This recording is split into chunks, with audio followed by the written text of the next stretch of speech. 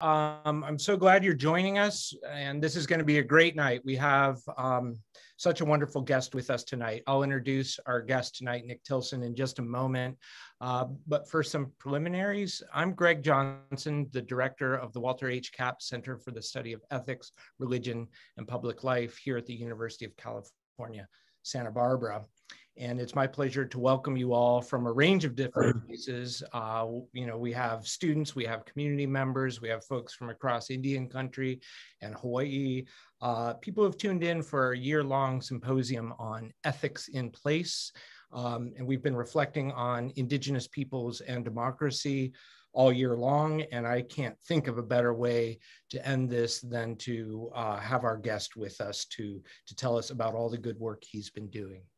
Let me first thank our donors, our university administrators, the other people who make these kinds of events happen, especially the staff at the center, Associate Director Maeve DeVoy and our assistants Alma Mendoza and Madden Westland. They do great work. I'd like to flag two upcoming events. And first we have an event on Native arts. If we could have that slide, please. This is upcoming. It's something the Capps Center is proud to co-support along with the American Indian and Indigenous Collective here on campus.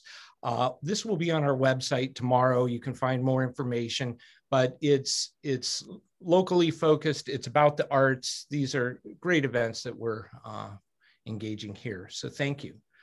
If I could please have the next slide. This is the last event for the Capps Forum this year on ethics and public policy. And indeed, it touches upon some of the themes we'll deal with tonight. This has to do with student life at the margins of the university and community, but also other people around our community who are hungry and homeless, and how our community chooses to see or not see these issues and deal with them. Thank you for that. At this point, I'd like to make a land acknowledgement. The entire event tonight is centered on questions that have to do with acknowledgement, institutional accountability, and so forth. I sit here at the University of California, Santa Barbara on the lands and waters of the Chumash peoples who are still here, who are still very much engaged with this land and this place and need to be enfranchised more in the decision-making of our administration. I'll leave it there for now. At this moment, I'd like us to watch a very brief video that will introduce some of the themes tonight in the work of the NDN Collective.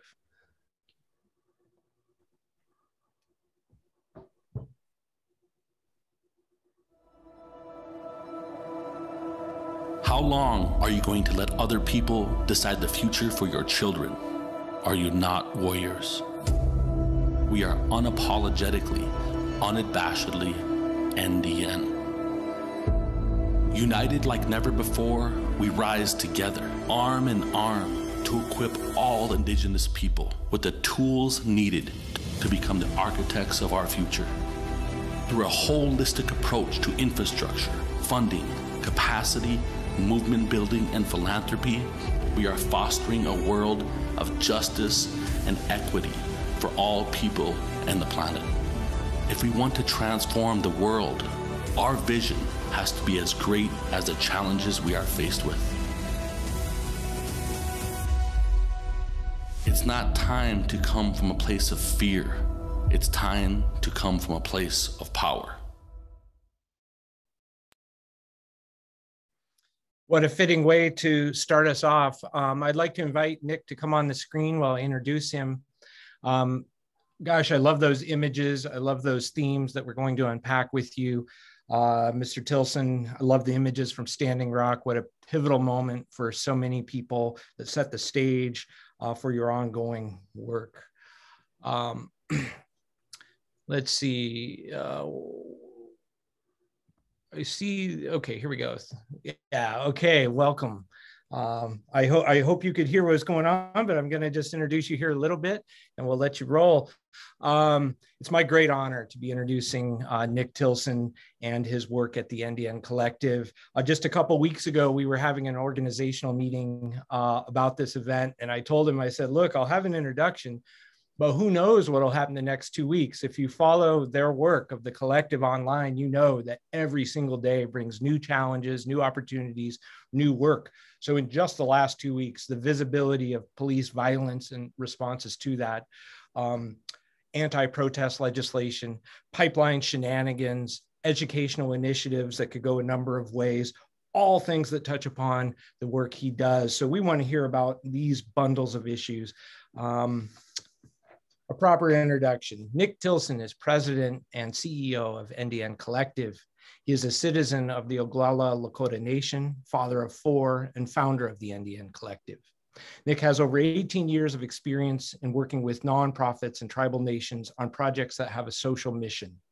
Prior to NDN, Nick founded and served as the executive director of the Thunder Valley Community Development Corporation for 12 years, working in his home community on the Pine Ridge Indian Reservation to build place-based innovations that have the ability to inform solutions around climate resilience, sustainable housing, and equitable community development.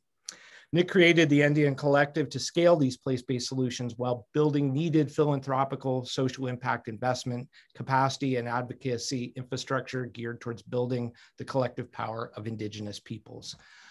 He's been involved in numerous boards, other entities. His work is spreading. Other groups are getting involved, the kinds of partnerships. My own work in Hawaii, I see people there talking about land back initiatives, being inspired by what you do. So I'm just going to say thank you for joining us. Tell us your story and look forward to the comments as Nick speaks. Please post up your questions in Q&A. After he's done, he and I will engage a little bit, and then we'll open it up and take some of your questions. Welcome, Mr. Tilsen. Absolutely. No, thanks for having me on, and thanks to the university and to all of the relatives out there who are listening. I'm going to start off by saying, Nick Tilsen Amachiapi. I greet you in my Lakota language. And greet you with a warm, heartfelt handshake. My name is Nick Tilsen. I'm the president CEO of NDN Collective, and most importantly, a father of 4, 2 boys and 2 girls. And the thing that I like to share with is I've been able to a lot of stories have been able to shared with me from people in my community, and so I like to do these presentations, but I like to do them in the form of often telling stories. And so, I'll start a little bit with my own. My grandfather was a civil rights attorney from the Minneapolis, Twin Cities area, whose claim to fame was that he won and lost more draft resistance cases during the war in Vietnam than any lawyer in the history of the country. And then he went on to represent the American Indian movement in its earliest activities that they were doing. And when the American Indian movement was first getting started on the streets of Minneapolis, it was doing the work of policing the police in the Franklin Avenue area of Minneapolis. And my grandfather got to represent the American Indian movement in lawsuits against the city of Minneapolis in its early days. My mother, Joanne Tall Janice, is from the Porcupine and Manderson communities on the Pine Ridge Indian Reservation. She's Oglala Lakota, and she was part of the traditional people on Pine Ridge in the 1970s that were fighting extractive industries. They were fighting uranium exploration and uranium mining, as well as, at odds with the tribal government at the time, in fighting to hold on to traditions and ceremonies of our people. And she was part of the original grassroots group that invited the American Indian movement to come to Pine Ridge, and which eventually led to the creation which led to the occupation of the Wounded Knee in 1973. And it was there that my parents met. AIM and the traditional people on Pine Ridge needed a lawyer. My grandpa went there. My dad followed him there. My parents met there. And so I was raised up in the American Indian movement in the midst of the struggle and all of the beauty and all of the dysfunction that is and was. And so that's like a big part of my orientation. Is my work has always been as an organizer. And so I find myself being an accidental entrepreneur, an accidental president and CEO. At the end of the day, I've always just been an organizer, trying to create a path forward and a way for my people.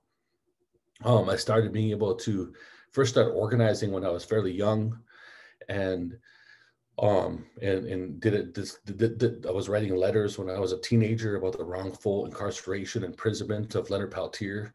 Participated in marches and gatherings around wrongful imprisonment of our people at a young age.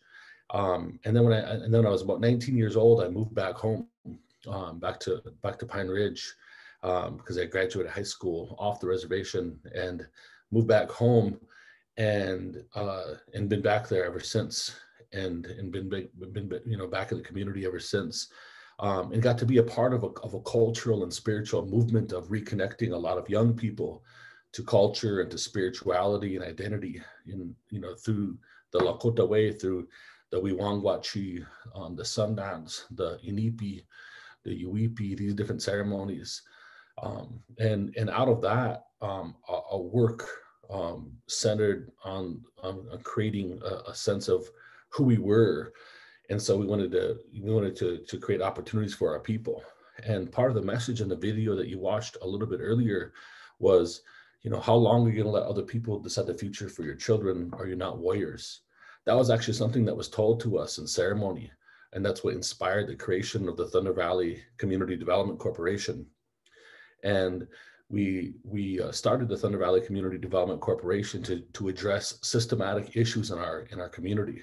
Because those of you who don't know, Pine Ridge is one of the rougher communities across the country. There's a lack of jobs, lack of housing, lack of opportunities. And so we created a grassroots organization called Thunder Valley Community Development Corporation to begin to address those things. And we set out on a goal to basically build a community from scratch. And lo and behold, after about 10 years, we did it. We actually built housing for our people. We started addressing regional economics. We started Lakota language revitalization programs. We started doing affordable housing. We started a workforce development program. We started worker-owned construction companies. We started all these different things and trying to build the world that we want to, raise our families in. And in the effort of doing that work, a lot of tribes started reaching out to us in different forms. I would say over about a 3.5 year period, we had about 27 different Native nonprofits and probably 43 different tribes coming from over 70 different nations throughout this part of the world that wanted to do something similar to what we were doing at Thunder Valley, but within the context of their own culture, climate, and spirit of place. And my first thing that I kept telling everybody when they would come and reach out, I said, we're barely pulling this off here at Thunder Valley, but we'll share with you what we're doing. And we don't have that much capacity to help, but we'll share with you everything that we're doing here. And so, you imagine at that time, this organization was growing. We had philanthropic partners and investment partners who were excited about what we were doing, and they also wanted to think about scale and what does more impact look. And to be honest, I totally rejected that in many ways, rejected the idea of scale or impact. I wanted to just keep going deeper in my home community. But we found ourselves at this unique situation where we had all these tribal communities asking us. We had the ear of some parts of philanthropy, and then in the midst of that, Standing Rock happened, and I myself, as an individual, was an on-the-ground organizer in Standing Rock, organizing up there from I got there in end of July. And ended up being there off and on all the way until March. And in the process of doing that, we played a really important role in the rise of the movement in Standing Rock. And as devastating as the loss was, the loss of the fight in Standing Rock, it made me really think about what is the movement infrastructure and the resources needed to actually build Indigenous power. And what would that look like? To build an organization that would challenge the status quo, make an intervention, and fully, make steps towards resourcing the Indigenous peoples movement, building meta narratives that help bring us into the public eye, and building our collective power and building our capacity as a way. And that's when I went to the drawing board to create an organization, NDN Collective. And NDN, for folks who know, NDN is just it's just slang. It's Indian. I used to hear my mom saying, "Hey, I'm gonna go over to my sister's house so I can speak Indian." And then if you remember in the 1990s, native hip hop, people started cutting everything short and just saying Indian. And then of course, with the era of social media and all of those things, the shorter the better, and so it stuck. And so we wanted to purposely create an organization that was founded in Indigenous slang, so that we could actually, have something that, we understand these organizations are organizations, but we wanted to have something that was, founded in our own slang and culture. And in some ways, it was sort of a pushback too, even some white folks were like, "Hey, are we even allowed to say that?" And I'm like, the fact that you're uncomfortable is kind of the point. We're trying to reframe what we're doing here. So NDN Collective is not an acronym. It is straight up Indian slang. And we work in the era of defend, develop, and decolonize. And I wonder, I don't know if folks are still on here, but I want to try to open up a presentation. Is it possible for me to do that?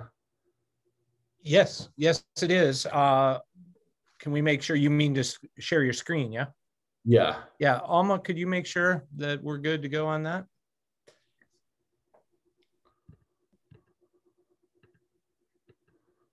Yeah, you go for it, Nick. Okay, cool. Sounds good.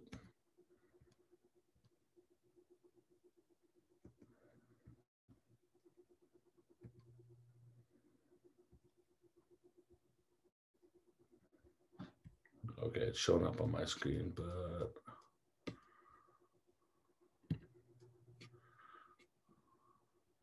let me fly through this here.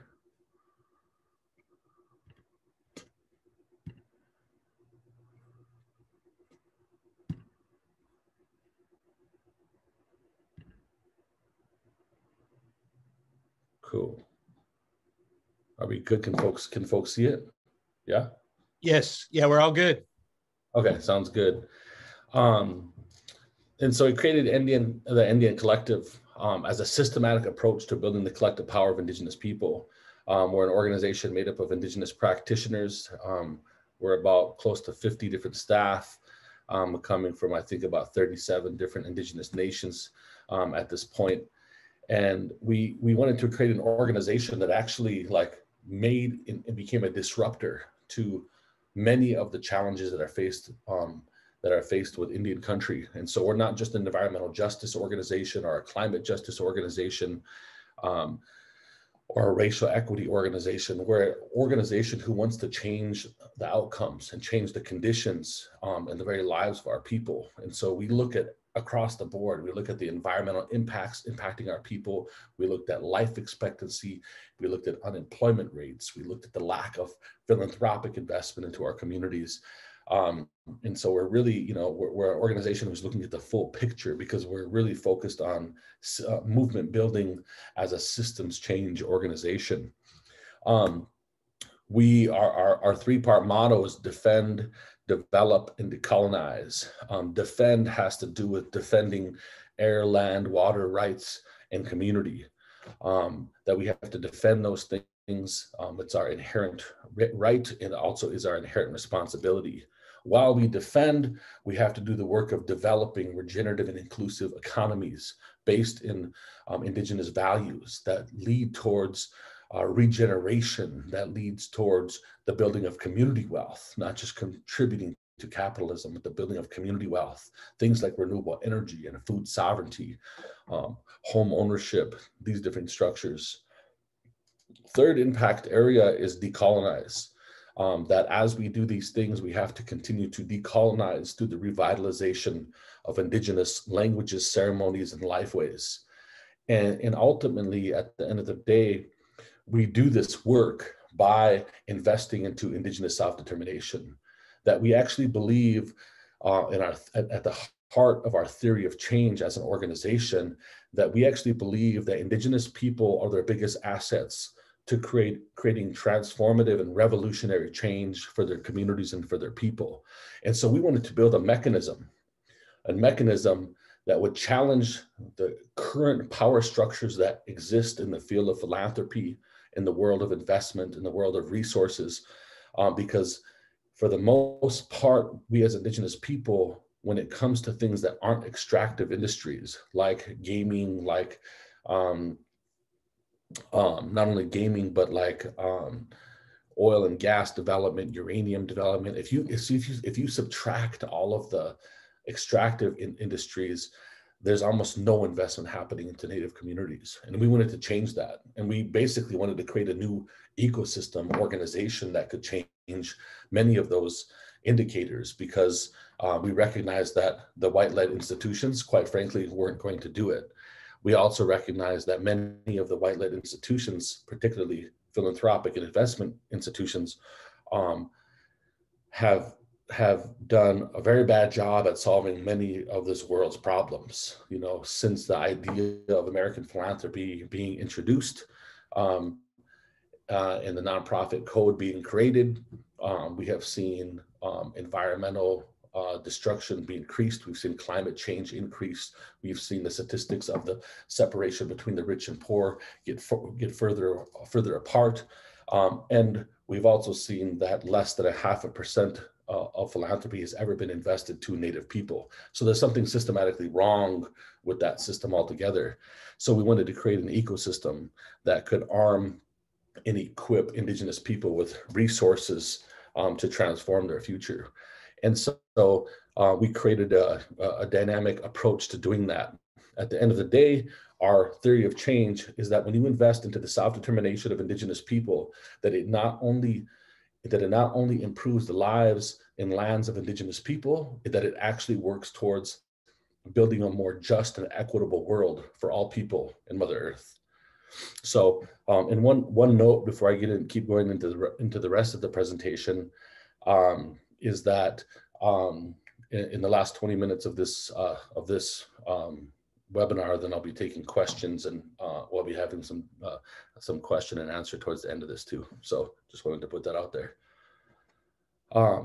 NDN Collective is a comprehensive organization. So we have a grant making arm in the NDN Foundation that gives out grants to Indigenous only led efforts. We have an NDN Fund, which is our lending arm that's organized like a community development financial institution. So it gives loans out to help fund things like sustainable projects. And then NDN Action and NDN Action Network is our direct action organizing advocacy arm of the collective. NDN Partners and NDN Holdings is our social enterprises that are wholly owned by the nonprofit, that are designed to create income generation for the future financial sustainability of NDN Collective and engage in business practices that are currently aligned with our values. It's also the structure that we created to ensure that in the process of doing this as an organization, that we're reclaiming land and reclaiming buildings and controlling those things as we build our power for our communities and for our people. NDN Foundation does grant making. Last year alone, NDN Collective did about $13.8 million of grant making to 446 different tribal and Native nonprofits throughout this part of the world. Our footprint is focused on Indigenous communities in so-called Mexico, Canada, the United States, American Samoa, Guam, Hawaii, Alaska, and Puerto Rico. In this part of the world, we will probably potentially grow to other parts of the world. We never intended to be an international organization per se, but we run with the politic that we don't recognize the colonial borders that divide Indigenous people. So that inherently makes our organization international. We have a range of different grant making programs that range from a community self-determination grant program that we'll be announcing later this year that will give $100,000 grants to community-based organizations a year for 2 years.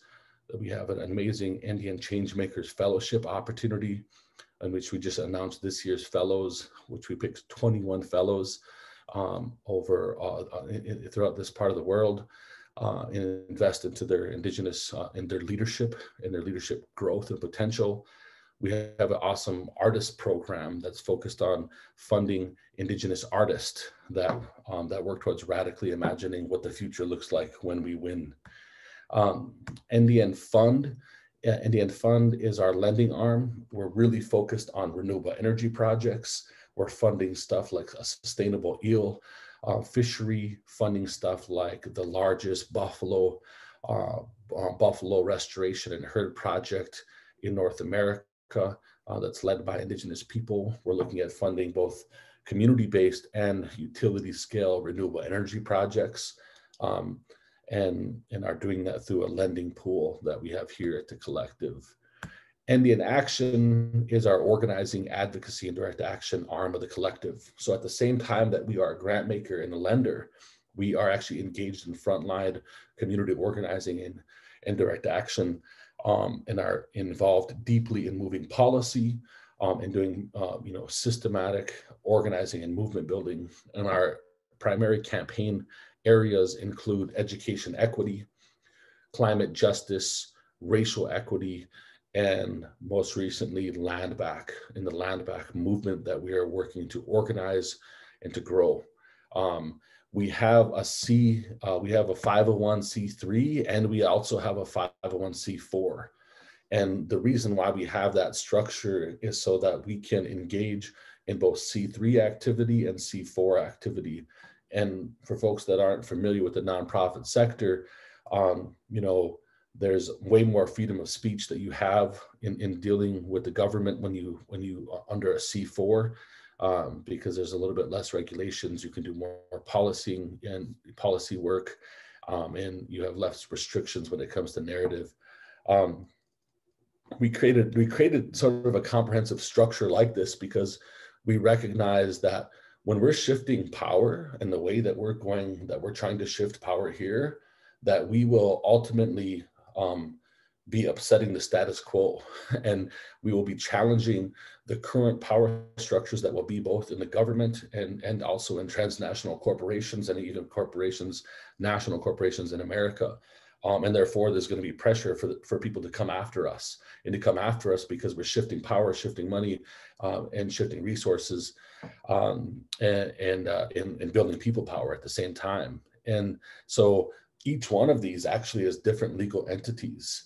And we did that for the protection of them, so that when they come after us for our organizing work, our foundation money, our regranting money is protected, our lending money is protected, our people are protected through these different action and action network. Same thing with NDN Holdings and NDN Partners. This is a structure that's created for the purpose of us putting our land and our buildings in holdings, so that when folks come after us, potentially for our political activities, those resources are protected. Again, all of these things come because of lived experience in doing this work. They come because because what we have seen the government come down to shut down Indigenous peoples movements. This is the fastest growing organization in the history of the nonprofit sector in the country. We, as an organization, started in 2018 and are growing massively. And one of the interesting points, as you're sitting here thinking about this, you're like, wow, what does all of this mean? Why do all of this?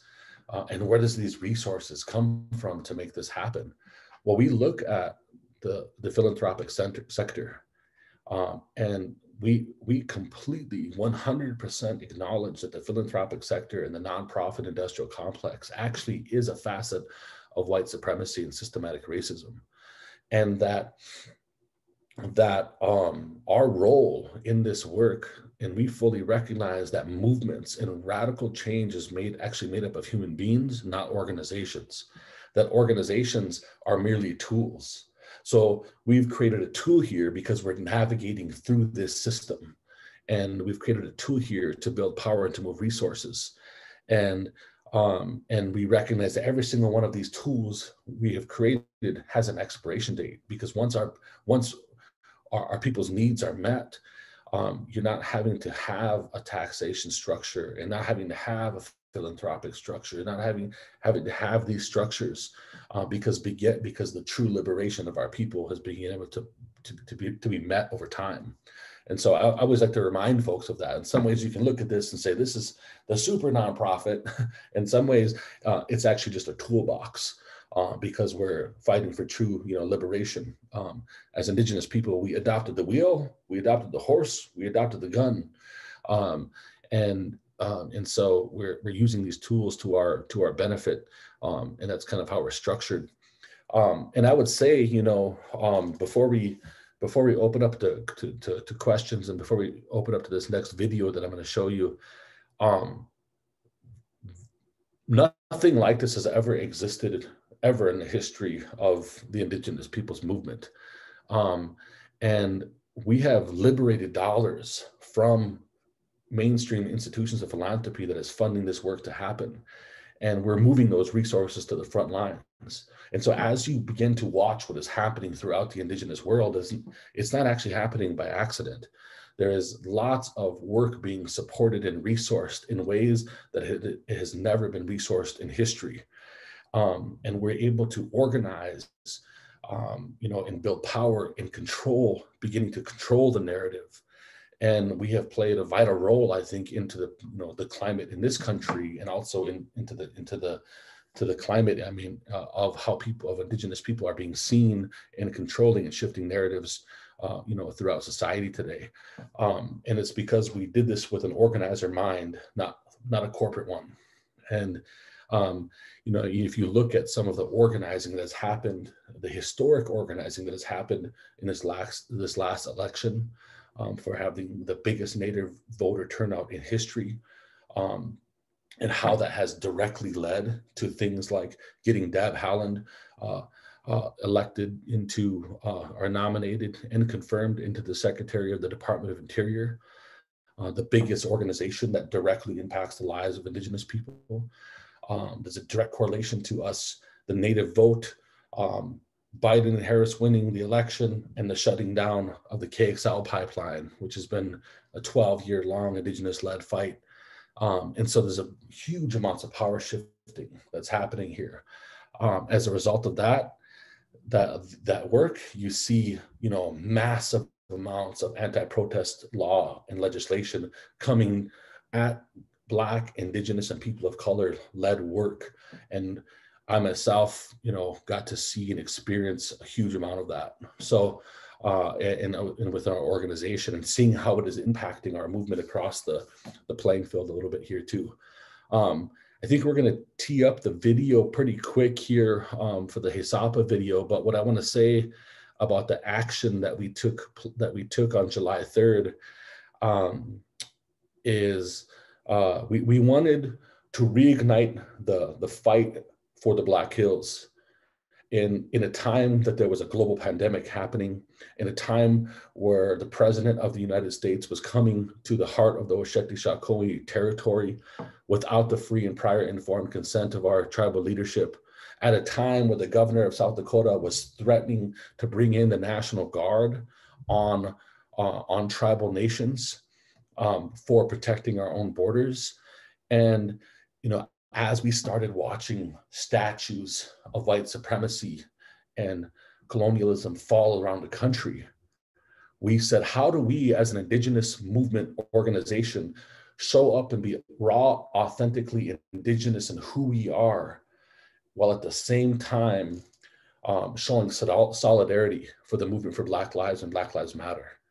And when the president was coming to the heart of the Shetishakoi territory to go to Mount Rushmore, at a place that was at one time a sacred site to our people, then it created an absolute perfect moment for us to catalyze the conversation forward about what true justice and equity means for Indigenous people. And if our country is going to head into an era of repair, our reparations, at the heart of the word reparations is repair.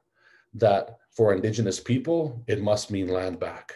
It must mean the return of Indigenous lands back into Indigenous hands. And therefore, this opportunity presented itself.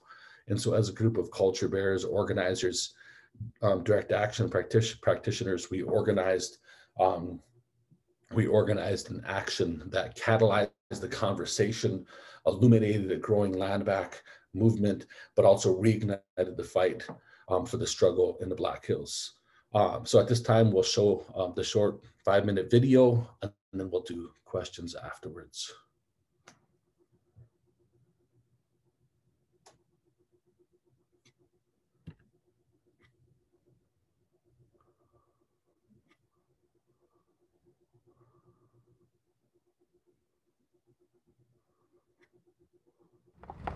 To our relatives of Bennington County, do you hear us inside of there? Our relatives inside of Bennington County, we wanted to remind you that you're not forgotten, that we love you, that we remember you, that we know that you're in there as a result of an unjust system.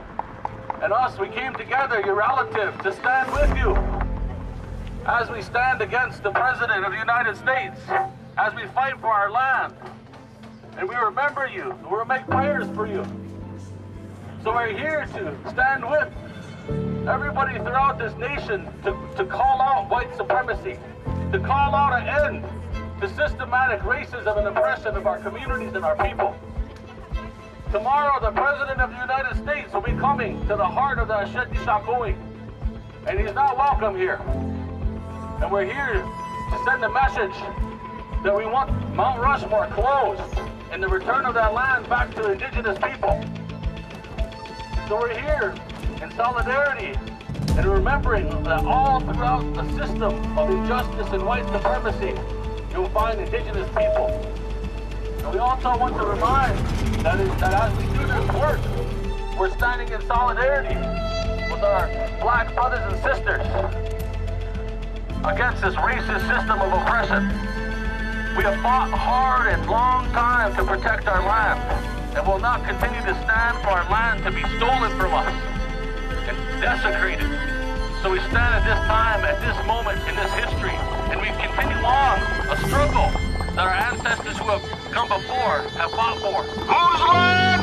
Our land! Whose land? Our land! Your voice will not be silenced. We will walk upon Trump tomorrow. We say enough. We'll take back this stolen land, one rock at a time. If it's starting with Mount Rushmore, and it's not going to end. It will never end as long as we have breath in our lungs, as long as we have blood in our bodies. We will keep marching. We will keep shouting. We will keep protesting. No, protecting. Because this is our land, and we're going to take it back, and there's nothing they can do about it.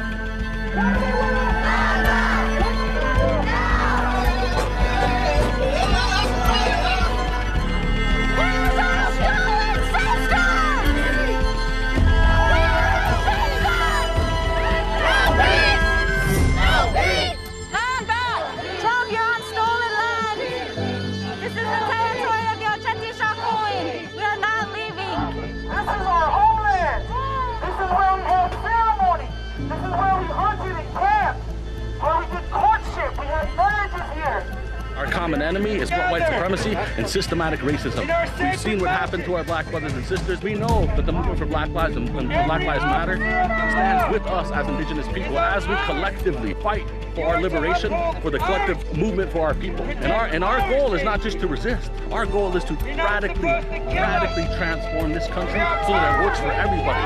This is sacred land. This is Lakota land. This is my land. I can stand right here.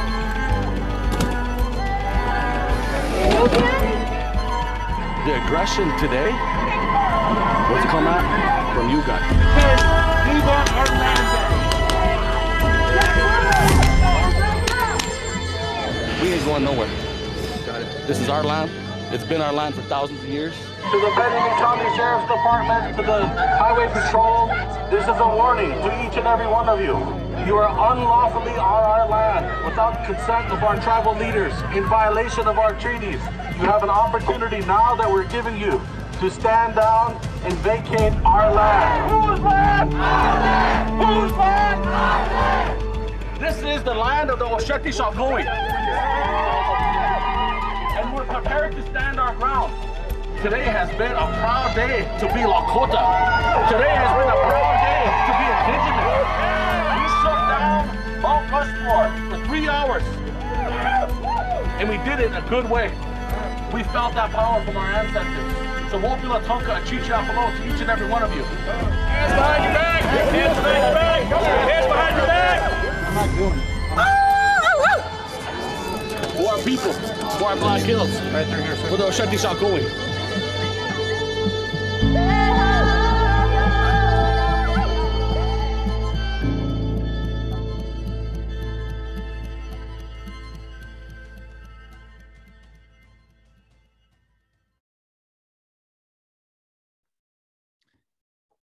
Oh, wow.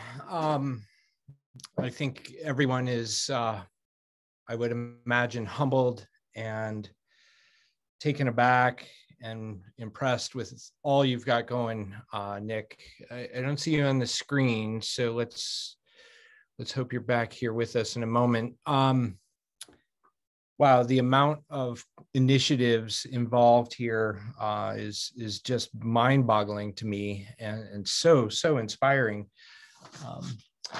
Nick, let's see. Alma, can we make sure that Mr. Tilson's able to get back on? If I'm a little bit concerned here, well, we'll hope. We'll engage in an exercise of hope. While we're waiting for Mr. Tilson to be able to get back on, let me just say that these scenes of police violence, I was on the ground at Standing Rock, I was on the ground on Mauna Kea when similar scenes unfolded, and they seemed isolated to me in that moment, right? Just several years out, anti-protest legislation is being passed all throughout the United States, and in ways that seriously curtail basic human rights and constitutional rights of assembly, for example. And we should all be alarmed, whatever our politics are, whether you're sympathetic to such movements or not. When basic constitutional and human rights are at stake, we need to take stock. And the Black Lives Matter movement, Indian Collective movement, and others, they're doing that work for us. They shouldn't stand alone, right? This is, oh, okay, welcome back. Okay. So thank you. I was just saying we all stand humbled and inspired and want to engage you in a few bits of conversation here and then turn it over to Q&A. So welcome back. And I was just saying while you were off that the issue of police violence and anti-protest legislation concerns us all. It's about human rights violations. It's about constitutional pressures we shouldn't have to face. I know you were on MSNBC this weekend talking about it. Maybe share a few thoughts about how you see this particular climate being toxic for all of us, and some strategies we might all engage in to push back on this one. Also, I mentioned that I was on Mauna Kea when similar police actions unfolded. And I know you've been terribly busy, but insofar as you followed that movement, maybe you could speak a few words about that, because as you probably know, our own university is implicated in the potential construction project there. And I don't think any of us are anti-science, but I would assume many of us are pro-consent. And so to maybe disentangle some of those issues for us. And to the audience, please post up. We've got a number of great questions, including about David Troyer's article about the national parks. I want to hear your perspective on that. But other folks, post up while Mr. Tilson's addressing a few of my questions, and we'll take yours. So thank you all. Thank you, Mr. Tilson. Absolutely. Thanks for having me back. I don't know what happened. That was weird. Yeah, so a couple things. I mean, I think the anti-protest laws that are out there, we're talking about, there is an onslaught from 2016 all the way to 2021. There's been more anti-protest laws being introduced on the state level than any period in the history of the country. And there's currently laws in place in 37 states that are trying to criminalize and criminalize folks for organizing and protesting. And many of those laws are actually potentially constitutional violations too, because they chill First Amendment rights. And so, there's and that's something that we have to really be concerned about in the country, because it's a narrative game too. Because if they can charge you, they can try to make you look like criminals, like problems to society. And I know that in the riot boosting law that we partnered up with the ACLU to fight against in South Dakota, and we effectively won that lawsuit, and parts of that riot boosting law was found unconstitutional.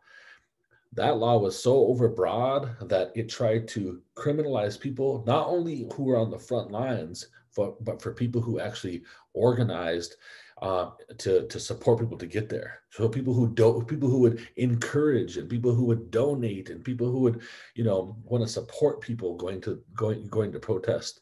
And it was an absolute, assault on those things. And we have to pay big attention to these things, because it's an effort to lock up Black and Indigenous people in this country, because we're building people power. And we're beginning to break through. And what's happening is some of the richest, most powerful corporations in the world, who have been buying off politicians and have been using public lands, at their whim for generations, are beginning to lose power. And as they begin to lose power, they're trying to criminalize and save everything that they have left. And so we have to continue to organize and fight those things, because they put really, everybody at risk, and, the so-called democracy at risk too. Yeah, absolutely. Thank you. It's so urgent. So many of us feel, that with the administration change, some things have gone in a certain direction that might be positive, but when the undercurrent is that such legislation keeps coming our way, wow, pay attention, right? And that's a lesson I think you're teaching us, and your solidarity with Black Lives Movement folks, just incredible to me. How about David Troyer's piece in the Atlantic Monthly on the national parks? And this dovetails with a few questions in the Q&A about, tell us a little bit more how you plan to, how your folks are operationalizing the land back movement, and what pieces, what priority pieces do you see, and how does the national parks piece fit? Does that ring true with your vision? Well, we don't even think just national parks. We think all public lands. We think that our goal in the land back movement is that whether you look at national parks, or whether you look at the Forest Service, you look at many public lands, most of them have been mismanaged by those federal agencies, and they've been able to be used as playgrounds for special interest in the fossil fuel and extractive industries. And so in the land back movement, what we're talking about is actually fighting for the return of control and stewardship of those lands back to Indigenous people, and changing the power structure. And part of the only way that we make that possible, and this comes up to a prior comment that was in the question and answer before, or was in the Q&A spot before, was, the only way that this is possible is if we actually administratively operationalize free and prior informed consent. We're in an era, and one of the biggest demands of the land back movement is to enter into an entirely brand new policy era in the federal government that's dealing with Indigenous people, and moving away from an era of consultation to an era of free and prior informed consent. And to do that at the federal level, the state level, the BLM level, Bureau of Land Management, Forest Service, National Park Service, these things, today, tribes, because there's this notion, right? well, we can't give all this land back to the tribes. They don't know how to manage it. They don't have the capacity to manage it. Well, that narrative is actually false and incorrect. Tribes today manage 52.6 million acres today, which are just the remnants of lands that have been stolen from them. And we manage those lands better than the federal government is currently managing them. Just like the federal government has shown to be incompetent to manage its trust responsibility to Native people, that same incompetency has translated to their ability to manage their public lands on behalf of America.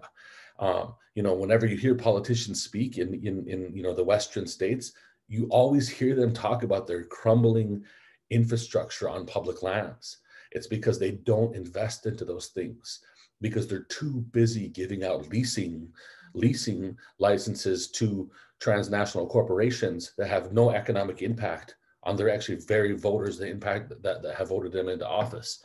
So land back is this fundamental way to transition to our public lands in this country to be managed better, and that can actually contribute to mitigating climate change, that can actually contribute to creating jobs and economic opportunity for Indigenous people in some of the, poorest, most isolated places in the country, and that this effort to move to a new policy era of free and prior informed consent changes the whole entire political landscape.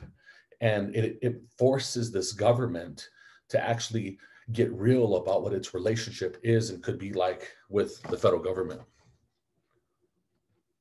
Yeah, absolutely. Thanks so much for underscoring the consent piece, because I think some of our students and others are listening today, maybe that sounds radical, but we need to underscore, as you have, that this is the international standard, right? The United Nations Declaration on the Rights of Indigenous Peoples, 2007, holds this out as the international standard that most countries are working to abide by.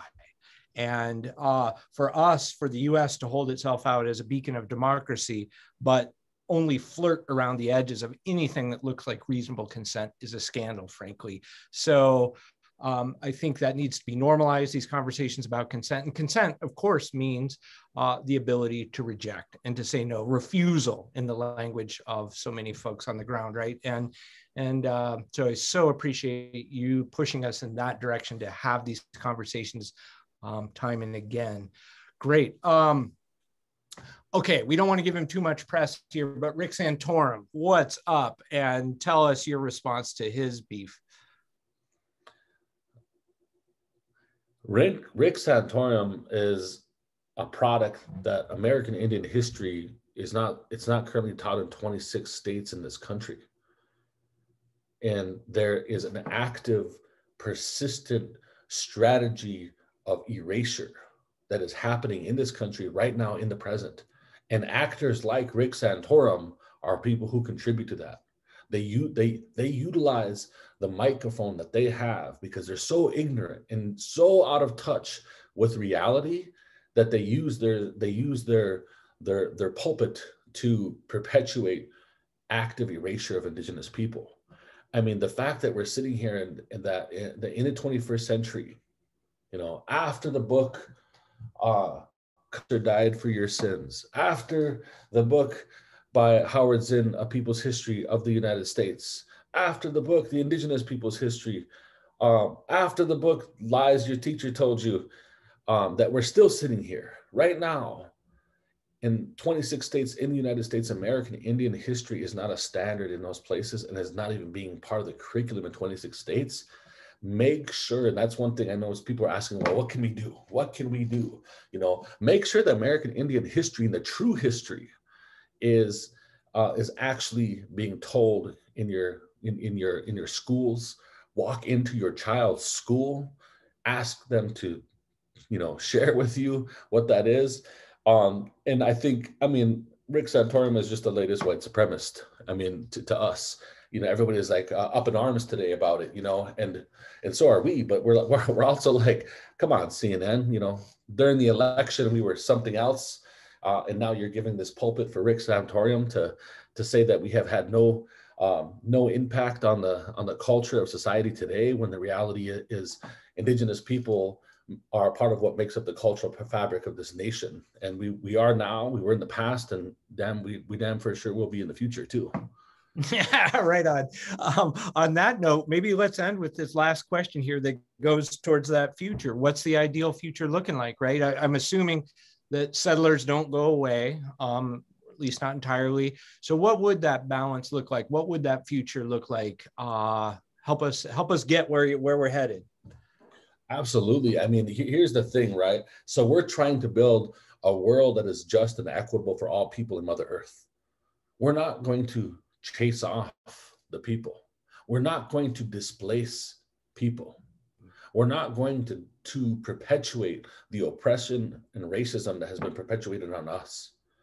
You know, and I know this is highly political, but we're not going to do what Israel did to the Palestinians as we work towards our liberation. We're not going to do those things. But we are going to challenge the power structures that be. And so when I envision a world where we're actively managing our own lands, and that we're prioritizing that actually that land, nature, and the rights of nature are valued, that cultural that the culture of Indigenous people is understood as part of the cultural fabric that not only makes up this nation but helps hold this nation together.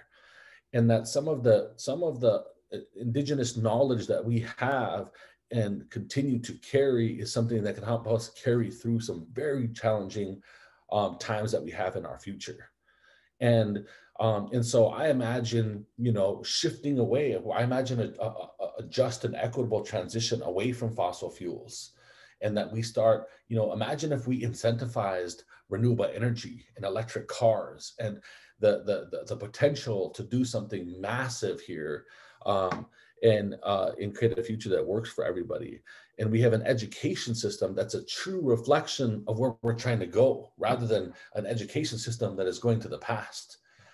Things like universal healthcare, things like the universities like yours, stopping this absolute outrageous, approach to making college education unobtainable for the average American. That's where it's heading at. And getting away from that, reprioritizing this country and this nation, because if you can reprioritize and take some of the most poorest, isolated communities all across America, and you can put them into opportunity business, it's actually going to be better for all people. And so, there's a lot of things that we can see happen. I see a future where dams that have dammed up our rivers are being torn down, and salmon runs up those rivers again. I see a future where buffalo is being returned onto the land, creating local access for food for people to eat. I see education systems and energy systems that are more localized and more democratized, making our society more resilient and less open to the impacts of global pandemics and climate change. I mean, these are real, tangible ideas.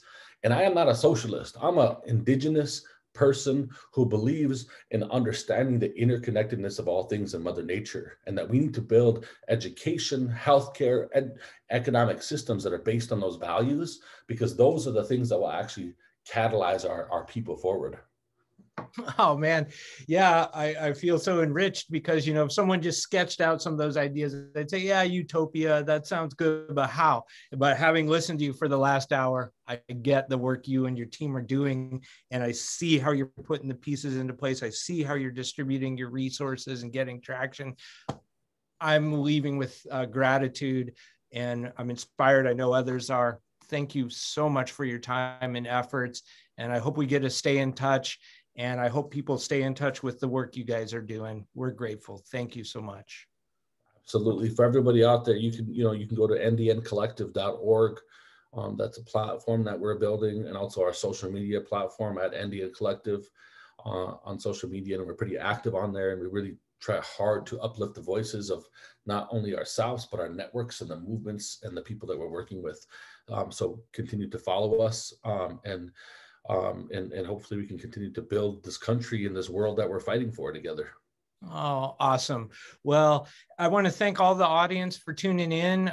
We all learned a lot. And again, one last time for Mr. Tilson, I wish it was the kind where everyone could unmute and say thank you, because I'm sure it would be rousing, but you just accept it from me, I hope. And until next time, man, we'll wish you well in your work. Thank you. Okay, take care, everybody. All right. Bye-bye.